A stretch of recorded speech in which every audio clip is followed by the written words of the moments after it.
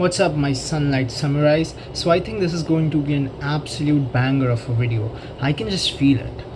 You might be surprised to hear me say this, but even though I've spent years investigating scientific research on hair loss on this channel and I posted hundreds of videos in my findings here on YouTube, I just watched a video about a guy who cured his hair loss naturally, and I just realized I have been wrong absolutely everything about everything this whole time. I mean, why delve into the mysteries of the WNT pathway and TGF beta when the cure of hair loss has been right in front of our noses this whole time, right? Let's forget about these so-called cures like finasteride and minoxidil that big pharma has forced upon us just to make profits for their shareholders. We don't have to look any further than Mother Nature herself to find that natural cure for hair loss. Now you may be thinking, but there can't be a natural method for stopping hair loss. Otherwise, we would have known about it by now, isn't it? But if you believe the if you believe that, then I'm sorry to say that you have fallen big prey to the big pharma propaganda. They don't want you to believe that there is a natural treatment for hair loss that is both more effective and more efficient than the soy and slop like we like to peddle. The finasteride. Pharmaceutical companies cannot put patent on nature. They know that. So they know that the only way they're going to get profit off of other people's desire to stop hair loss is by making them dependent on the drugs they are selling. The truth is, there is a cure for hair loss, one that is 100% drug free and natural. I have discovered that there is a way to free yourself not just from the curse of baldness, but also from the slavery of big pharma's corny capitalism. So, what is the solution, you may wonder? Well, the answer lies in the ancestral wisdom of our forebears. Baldness is not genetic, and it certainly is not caused by DHT. We know this because baldness is a recent phenomenon that was almost non-existent in ancient times. Today, if you go to any public place like malls or gym, you'll find more bald people than at any point in history of time. And we are seeing it happen more and more often than ever, especially with young people. And if you go back 10,000 years ago though, you will almost never see any photographs of bald people. That's because our ancestors, through millions of years of evolution, acquired the intuition to know what is necessary for optimal health, including hair health. That's why humans, when they are in their natural state of being, will never go bald or suffer any health problems whatsoever. If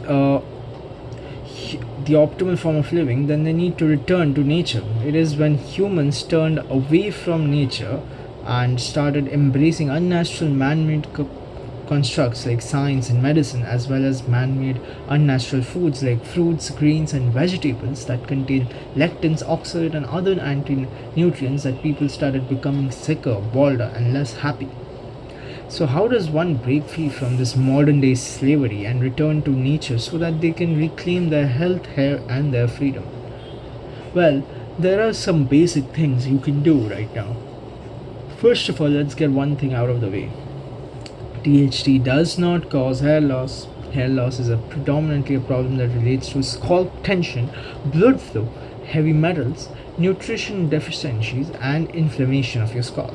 So you may be thinking, if DHT doesn't cause hair loss, then why do people who have androgenic alopecia have more DHT on their scalp? Well, that's just a correlation and it does not prove causation. Remember, association can never inform upon causation. So all studies are worthless unless they tell me what I want to hear.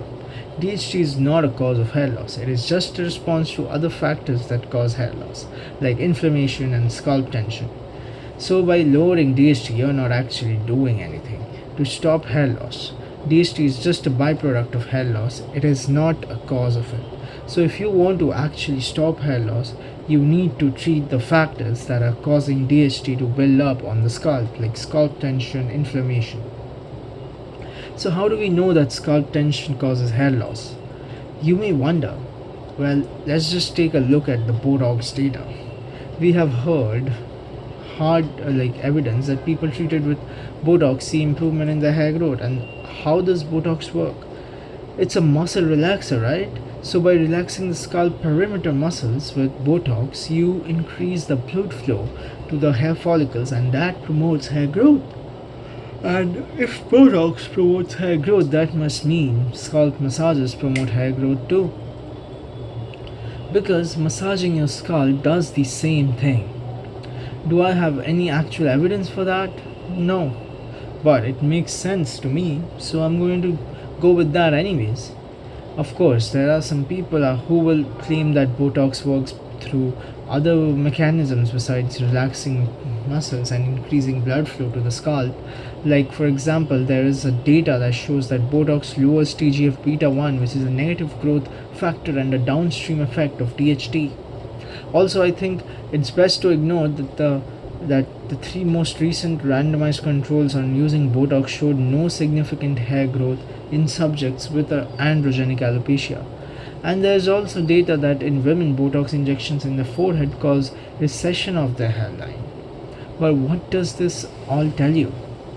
It proves that science isn't reliable in the slightest. We have studies that show that it works and others that show that it doesn't. So, rather than me taking time to critically analyze these studies to learn more about their specific strengths and flaws, I'm going to just declare that the studies that agree with me are the ones that are correct, while declaring that all science that doesn't agree with me is bad. And I'm going to rely on my intuition instead. Intuition is something humans developed through billions of years of evolution, and anyone who thinks some man made theoretical construct like science can override intuition and some good old fashioned common sense is crazy. Also, what about minoxidil? You can't be a minoxidil shill and simultaneously believe that blood flow has nothing to do with hair loss when the only thing minoxidil actually does is that it causes vasodilation, which literally means it causes increased blood flow to the hair follicles. That's all it does, right? Minoxidil literally has no other effect other than vasodilation on. Of course, we all need to ignore the fact that there are many other vasodilating drugs that don't have any effect on hair growth, like calcium channel blockers, ACE inhibitors, beta blockers, and nitrates. Also, we need to ignore the fact that minoxidil has many other effects besides vasodilation, such as being potassium channel opener and prostaglandin modulator, a WNT pathway stimulant, and it has plenty of other effects that has nothing to do with vasodilation at all. I'm sure none of that has anything to do with minoxidil's mechanism of action, and it's just all because of blood flow, right? And I'm going to ignore all these other mechanisms because the vasodilation mechanism better supports my theory about blood flow. And anyone who tells you minoxidil works through other means is just a big pharma shill. So fuck them. Of course, scalp tension is the main reason for people to go bald, because when the scalp is tight, that restricts the blood and reduces blood flow to the scalp. Never mind the fact that we have examples of people balding in a traditional Norwood pattern despite having scalp conditions that cause the scalp to be loose, like Ehlers-Danlos syndrome. And never mind the fact that research shows that mass aging the muscles doesn't actually improve blood flow at all. Never mind the fact that surgeons can ligate the superficial temporal artery, which is the artery that supplies blood to the scalp, and that still does not cause hair loss whatsoever. Never mind the fact that people born with 5-alpha reductase deficiency will never go bald regardless of scalp tension. Never mind the fact that scalp vascular network isn't even affected by scalp tension, since the arteries run above the muscles and the gallia aponeurotica as opposed to under it, so tense muscles wouldn't constrict them. Never mind the fact that scalp vascular network is redundant, so even if an artery is blocked, of blood flow will just increase in the other arteries, so that the total blood supply to the scalp remains unchanged. Never mind the fact that theory behind blood flow was based on just one opinion from Dr. Goldman, where he claimed that lower oxygen levels can cause more DHT buildup. But this theory has never been tested and verified, right? Never mind the fact that the image of scalp tension used by its proponents is just a two-dimensional computer model which wouldn't correspond with a scalp which is of a three-dimensional proportion. Not to mention the fact that actual scalp tension has never been shown to be increased in human scalps that are real. Never mind the fact that blood flow theory was already debunked back in 1960. Never mind the fact that you can transplant hair follicles from the scalp to the arm and they'll still miniaturize at the same rate despite not being affected by scalp tension. Never mind the fact that lower blood flow in the scalps of bald men is just a consequence of hair loss rather than a cause. Since fewer hair follicles means fewer capillaries, since the microvascular of hair follicles will die when the hair follicle dies, never mind the fact that you can induce hair loss just by applying DHT to the backs of mice. Never mind the fact that we have ex vivo data that shows when DHT is applied to human hair follicle, it will cause miniaturization even when there are no other factors present at all. Never mind the fact that DHT is produced internally by the 5-alpha reductase enzyme, which is present on the scalp, and the bald men have more 5-alpha reductase activity and a greater density of androgen receptors on their hair follicles, which is clearly a genetic trait. Never mind the fact that steroid users will experience an acceleration of hair loss when 5-alpha reductase enzymes is not suppressed, which is why people on TRT often will use finasteride to stop such a thing. And never mind the fact that we have randomized control trials with thousands of subjects that show that finasteride stops and reverses hair loss in the vast majority of men. And finally, never mind the fact that those studies have been verified by subsequent independent studies that have no affiliation with finasteride producers whatsoever. Just take my word for it though. Although all that information is completely nonsense because it's based on science and science is a woke man-made construct. So even if it seems convincing, that is only because it is meant to fool you. Let's go ahead and talk about how dangerous these DHT lowering drugs actually are. Taking finasteride is only effective if you want to turn into a woman. I should know because I used to use finasteride and it turned me into a woman. And unfortunately, I got better after I stopped it. Fuck yeah. But I can tell you that 100% of men taking finasteride without exception have side effects. Even if they don't realize it. That's because men today are such pussies that they don't realize that they are already emasculated.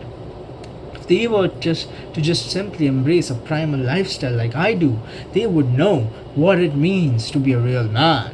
And if you could tell I'm living a primal lifestyle because I stepped outside my house today and I'm outside, I'm in nature, okay? So I'm living a primal fucking lifestyle. So you can go ahead and just ignore those studies that show that the incidence of side effects from finasteride is only 2% higher than placebo. And you can also ignore those studies that show the dutasteride has even lower incidence of side effects despite suppressing DHT by an even greater amount than finasteride. On the surface, that would seem to imply that finasteride side effects have nothing at all to do with lowering DHT. But that can't be trusted because DHT is the ultimate top tier Chad hormone for strength, masculinity, and sexual prowess. It's way more important than testosterone, right? Now, sure, if you look at the science behind it, they will tell you that DHT doesn't have any important functions in men past puberty, and that adulthood DHT is just a paracrine hormone that works on selective tissues like the scalp, skin, and the prostate, where it only does bad things like hair loss, acne, and enlarged prostate. You may also see some science saying DHT is not necessary for building muscle and strength because adding dutasteride to testosterone supplementation has no effect on muscle development. And please, whatsoever you do, make sure you ignore the fact that free DHT levels are extremely low because DHT is even more tightly bound to SHBG that testosterone is, and thus the hormone in its natural state does not have any systemic effects beside a paracrine hormone that makes you a bald pizza faced old man that makes taking a piss feels like a deadlifting 500 pounds. Ha!